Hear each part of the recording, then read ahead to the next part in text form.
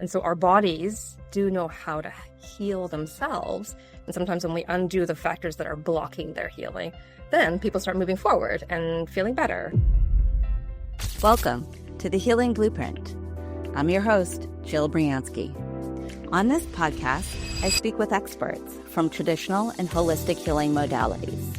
And together, we share insights, tools, and practical guidance so you can create your own healing blueprint. Let's move into today's episode and get started. Today's show, we are talking about gut health, and our guest today is Dr. Vanessa Lee. Vanessa, welcome to the show. Thank you so much for having me on. Can you give our audience an idea of who you are and what it is that you do? Yeah, so I'm a naturopathic doctor. I have been practicing for over 22 years now, and I see patients for all kinds of concerns. People come to me for any physical issues they might be having, emotional issues, just general prevention issues, and we take a look at what's happening in their life. So we'll look at their lifestyle choices, their dietary choices, when we talk about some supplements, different testing options, and we treat the whole person, trying to look at and find the root cause of their concerns while helping them treat the symptomatic presentation of what's happening deeper inside. So gut health is a huge part of what is a driver for immune dysfunction, fatigue issues, nutrient absorption issues, and it can really speak to how the body is functioning as a whole if we take a look at how people are doing in terms of digestive health. And what makes a naturopathic doctor different than a regular MD or even a doctor of osteopathy? Oh, yeah, that's a really great question. So conventionally, when people see their medical doctor, the visits are fairly short for most medical doctors. And a lot of the focus is on symptom management, where people receive prescriptions for their concerns. In some jurisdictions, naturopathic doctors can also write prescriptions. I chose not to do that in my practice, but our focus is really holistic health. So we're looking at spending time with patients and trying to really figure out the nitty-gritty of how they got to where they got to now with their health. And then we're using a lot of natural support to help them recover or move beyond what they're experiencing now as a symptom. And then kind of working backwards so that we can undo some of the patterns that led them to this state. So while some naturopaths do prescribe, I really focus on using herbs, slowing down in life. I do a lot of acupuncture, I do energy healing, and really helping people find their path of returning to how they feel as a whole person. And so our bodies do know how to heal themselves. And sometimes when we undo the factors that are blocking their healing, then people start moving forward and feeling better. And that's how it may differ than how a medical doctor approaches the patient.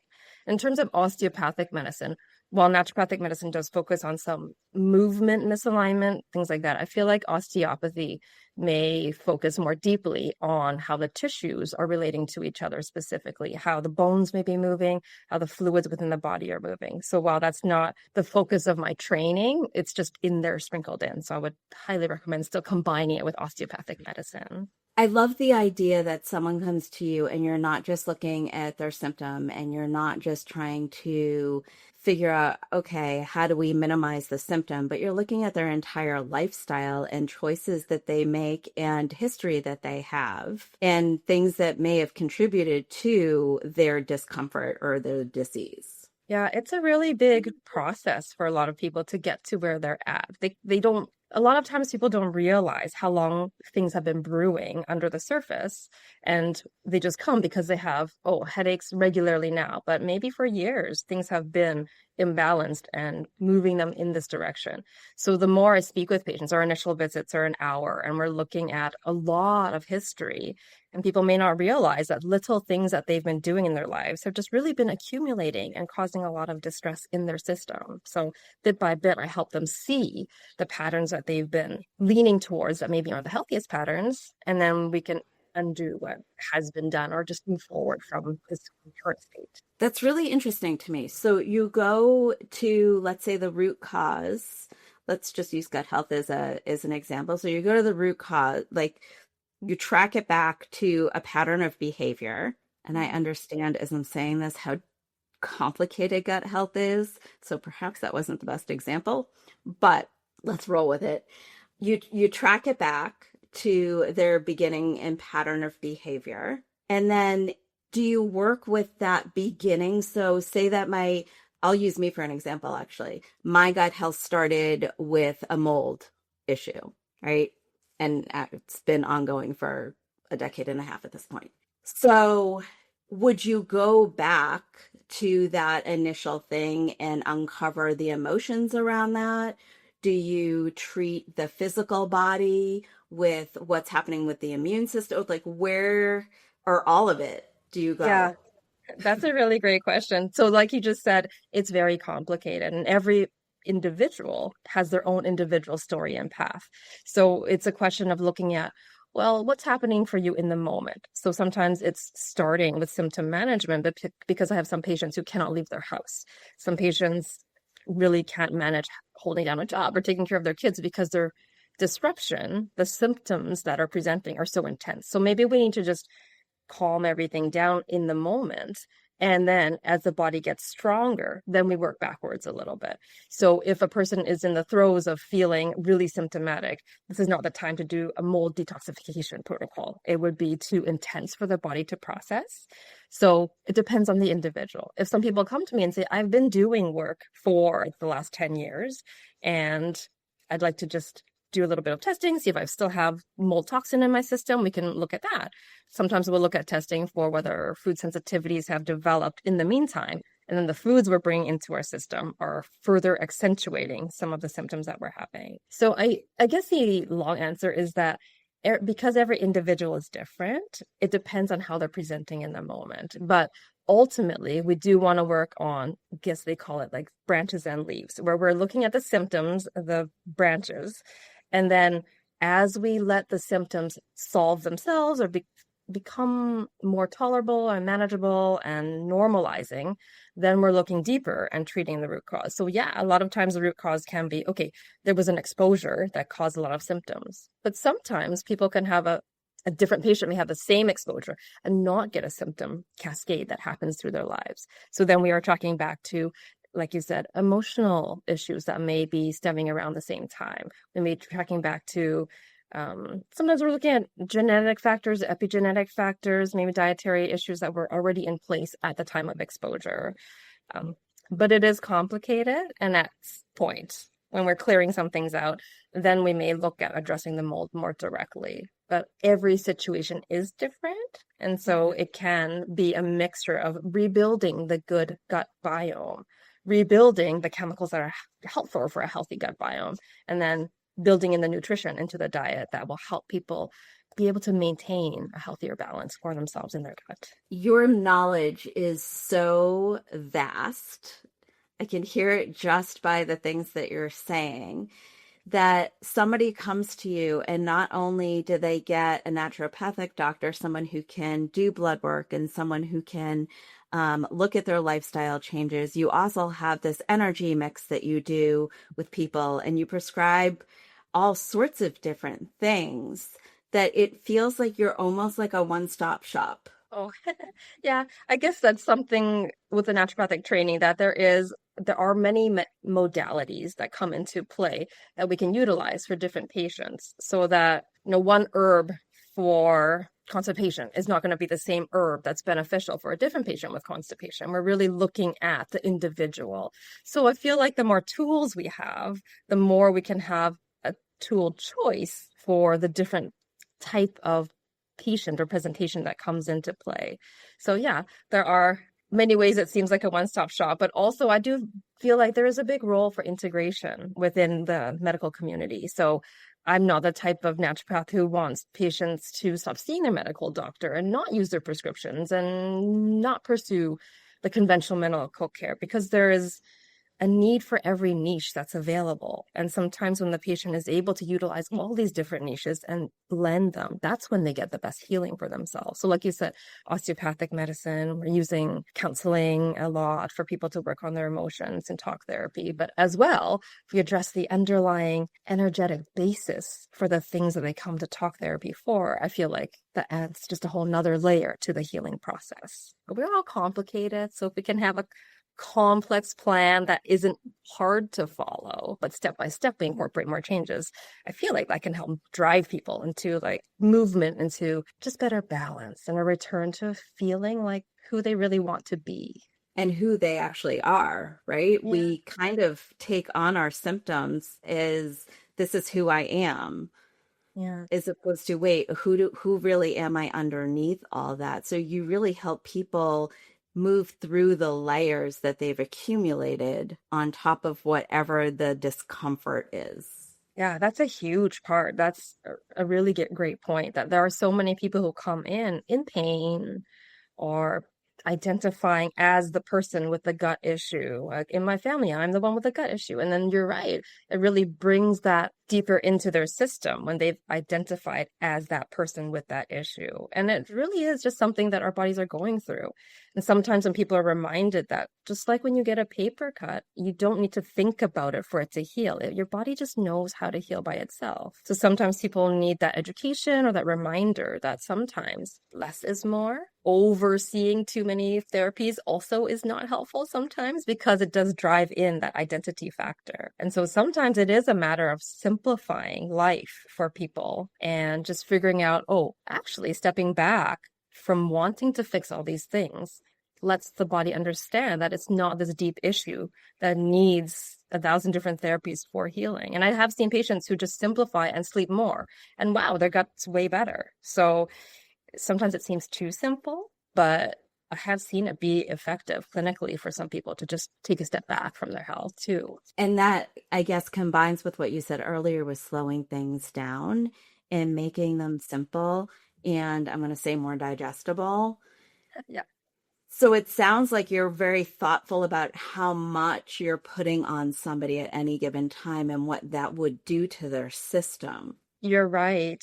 Although I have mentioned that there are so many different therapies we can call upon and so many different avenues that we want to look at balancing for one person's life, there is a huge amount of overdoing in all of the patients, almost all of the patients that I see, where people have taken on a lot in terms of family responsibilities, financial responsibilities, working full time, lots of taking care of kids and overextension of themselves. So in a case like that, which is super common, although I talk to patients about all these different avenues of their life, we pick maybe top 3, top 5 items that they feel are doable and that they can incorporate without adding to their burden in their life. And as they start to balance, then we can start to see, oh, okay, so now that you're drinking more water and you're sleeping more, your energy is better, you have the capacity to change how you're food prepping. And then maybe you have the capacity or less brain fog and more ability to remember to take 2 or 3 supplements. So although the plans can be complex and really full for an individual who wants to tackle it, it can be really, really basic and simple for the individual who feels like, really, I'm tapped out and I'm not able to do these things for healing my gut. Some patients come in like really dynamic and very, very interested in testing, but when they understand that the layers of change they need to do after the test results come in can be quite complicated, maybe we'll defer that and simplify in the beginning so that they have the strength to take care of themselves once the data comes in. So depending on the individual, we will layer the treatment plan into phases so that we can create change that's long lasting. Just like you don't want to drop 40 pounds in a week, the gradual change is what's sustainable. And then it becomes part of people's lifestyle. And they remember, oh yeah, I do feel more whole. I feel more balanced. I feel more connected with who I am. But I do these little basic things for myself. And the care for the oneself, I think, can really roll into how people feel, like you said, in terms of gut health, where you feel like, oh, my nervousness, I'm understanding now, sits in my gut. So when I deal with those emotions, I digest better. And then when we look at the nervous system as a piece of the puzzle that's related to the digestive system, we can see, oh, okay, now that we're taking care of our anxiety and our vagus nerve, the innervation to all of my digestive organs is functioning more appropriately. Oh, I can feel that when I eat in a calm state, my stomach is ready to receive food instead of feeling too full or knotted up and tight and unable to eat. And people have low appetite when they're super stressed. So when our nervous systems are balanced, we start to heal our gut health, allow for bile release, pancreatic enzyme release, stomach acid release, and that will echo down into the lower digestive tract and support bowel movements, nutrient digestion, all of that. So although it's a lot of information that I try to take in for each patient, when I reflected back to them, I try to simplify it into digestible bites, like you said, and digestible points of action that they can really incorporate into their lives already. And you mentioned a term which I think is getting a lot of attention lately, which is the vagus nerve. And I'm wondering if you could just give a little bit of education as to what the vagus nerve actually is and what it does. Oh, yeah, that's amazing. The vagus nerve is a really large nerve that comes from the brain. And unlike some of the nerves that go out of the brain and down the spinal column, the vagus nerve doesn't go in the spinal column, and it goes into the front of the body. So it's a really beautiful nerve because it has this two-way level of communication. So if you think about some nerves, they have a one-directional flow. So some nerves may just receive sensation from your skin and it sends that information to your brain. Some nerves are the opposite. It comes from your brain to your body to activate something. But your vagus nerve can have a bidirectional flow where information from the endpoints of the nerve can travel from your gut back to your brain, and that information from your brain travels back down into your gut. So the vagus nerve innervates every organ in your system. It innervates your heart, your lungs, your diaphragm, all of your guts. And this is a big place where breath work can improve gut health as well as nervous system regulation. Because if you imagine the brain feeling like you're very stressed out, the brain will send information down to your gut to say, oh, maybe we're in fight or flight. A lot of stuff is happening. We need to slow down the digestive system. We don't need to be digesting food and having bowel movements while we're running from a bear, say. So everything slows down. So if we do breath work in a specific pattern where it shows information to the brain through the vagus nerve that we're not in fight or flight, the brain will reciprocate and it'll give feedback back to the gut to say, oh, we're not being chased by a bear. Yeah, you can release your digestive enzymes. You can release digestive fluids to help with the opposite of fight or flight, which is rest and digest. So when we do breath work and regulate our breath, and there's a slow exhale, that tells the nervous system to tell the brain through the vagus nerve that we're not in fight or flight. You can't have a slow exhale while you're running from a bear. So the brain will understand that and send signals back to support digestion. So when we live our lives in fight or flight, continually thinking about work and stress and family and all these things that are challenges for us, the brain just understands, okay, gotta do stuff, gotta survive, and it's shutting down the digestive system. So when you have that shutdown signal, the digestive system slows down, people tend toward having more constipation frequently, and when everything is sluggish, there can be a backup of bacteria that happen. And so another common theme now is the idea of SIBO, or small intestinal bacterial overgrowth. And that can happen from a slow digestive system. So mold can do that, infections can do that, can slow down the gut, but our nervous system can also slow down the gut because that's what the nervous system wants to do if it feels that we're in fight or flight. So there's a lot more about the vagus nerve that can be discussed, different ways to calm it down beyond just breath work, but it is a really big part of the gut health discussion beyond the microbiome and foods and things like that. It's a really interesting nerve for sure. Yeah, and it impacts a lot of our system, apparently. I love the fact that you can use a simple breath, which is what we do every day. We breathe. So we can use something that empowers people to say, wait a minute, you can actually take control of your body and creating a change at your own pace, at your own time, whenever it's comfortable for you, simply by shifting the way that you're breathing. Yeah, that is a really amazing part of breath work. That breathing is another one of those things where there's your nervous system controls it through the autonomic nervous system, but then you can also physically change your breathing pattern as well.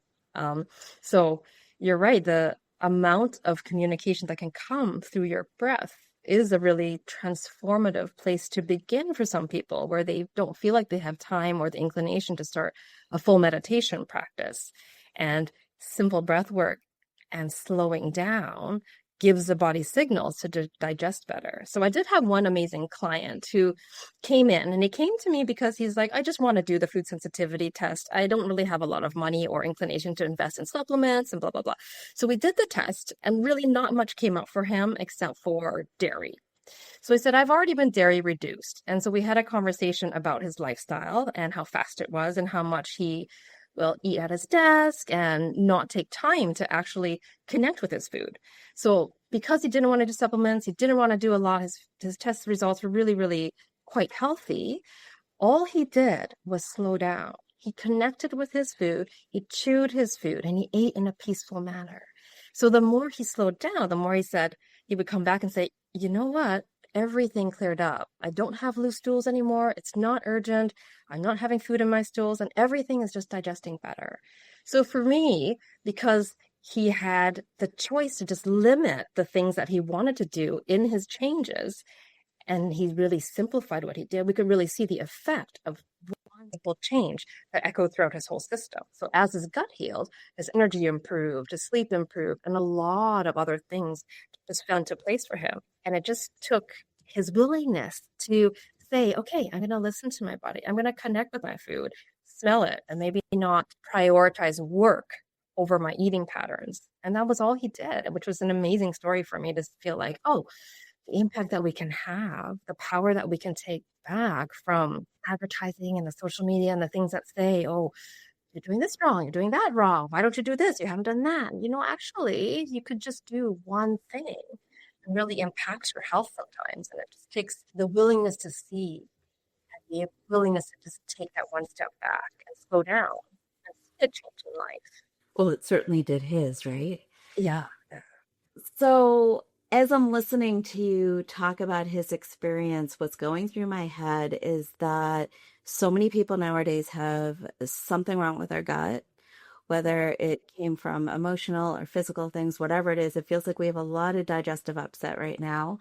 And I'm wondering, in your experience, if you feel like a lot of that has to do with the way that our society has shifted over the past couple of decades from sitting at a dining room table with family or friends to going out to dinner with family and friends and everybody being on their phone. Oh, yeah, that's a huge one. That is a huge shift that has happened in the last few decades. And you're right.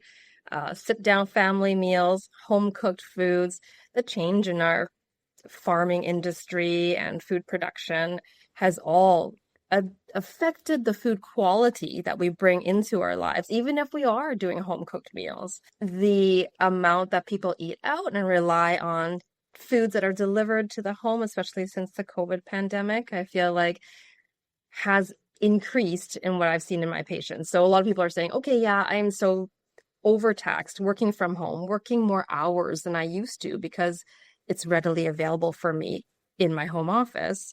I'm just ordering out more. And it's fine. I'm ordering salads and chicken. And even the people who have good intentions notice that when they move to more home cooked food prepping, even if they're copying some of the recipes from the home delivery systems, they're like, oh, it really tastes different and I feel different. And so taking the step back to work more towards home cooked, work more towards enjoying our foods together, having conversations together at the family table, at the dining table, I think will help people reestablish the flow and pattern of listening to our bodies when we eat.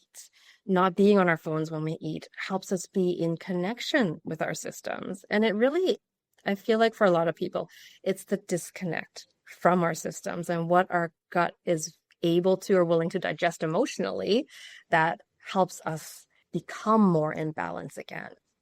And so the more we are connected with our bodies, again, that harkens back to our systems understanding it's time to release enzymes. It's time to release the digestive juices that we need for digesting the foods. And in that way, we can absorb the nutrients better and we could focus better. But it really, yeah, I think you're right that the shift in the dynamics that have occurred in families, and it's an understandable shift, right? People are, I guess, tossed into the society where kids are growing up with phones. People are expected to work excessive hours beyond what they used to do in the office now that they're home and their computers are available. So there's no blame or fault involved in it, but it is a shift in society that is driving people to do more, be more, accomplish more. And it impacts the nervous system as a society shifts that way. And that impacts the gut in so many different ways, the whole system in so many different ways. Yeah. You just said something,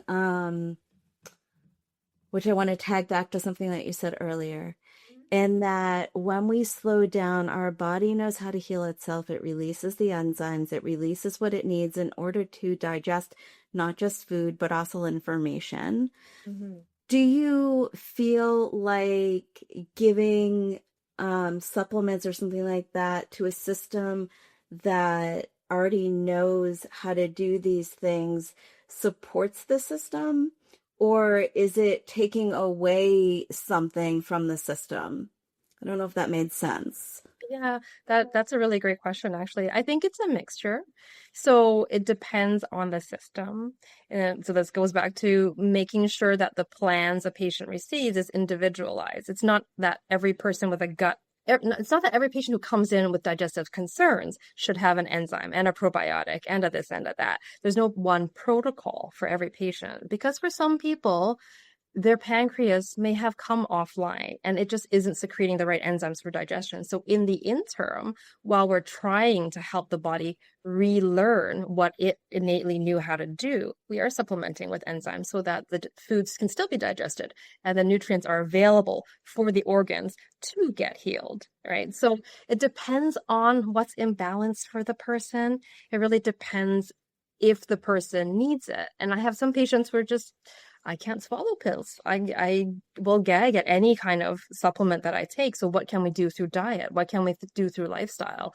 And when we take that approach, there can be huge shifts. But at some point, for some patients, they do reach a plateau. And maybe at that point, we look at, are there chewable or liquid or powdered supplements that we need to just boost their system to the next level? And then the system can take back over. So it really depends, I think, how I hesitate to use the word decompensated, but how much a person has floated away from their original blueprint where they could just do healing naturally on their own, and how much work or effort or ability they have to bring themselves back online. For some patients, they're like, just give me a pill because I don't have the time to cook. I don't have the time to eat slowly, and I won't make that shift in my life right now. So just give me a pill. So it really depends on the person's needs, what their physical body needs, what their emotional body needs, and then what they're willing and able to do as well as a change that they want to incorporate in their life. Yeah, this has been incredibly helpful. Thank you for all the information. Do you have any final thoughts for where people could start? Yeah, I feel like if people want to take a look at where to go first, it would be a really big place to look at their food choices, look at what they're putting in their mouth every day, because the foods that we choose are what become the building blocks for our cells, for our immune system, for the layers of our digestive tract, the muscles, the mucus layer. And then if we can just return to wholeness, return to whole food eating, return to the things in our lives that make us feel whole, doing things for ourselves before we do things for everyone else. I think those are places where we can really bring small but impactful changes back into our day-to-day lives and regain some of the power that we have given away to others, or regain some of the energy that we've given away to, whether it's the food choices we make or people or situations in our lives. And I mean, there are lots of resources too.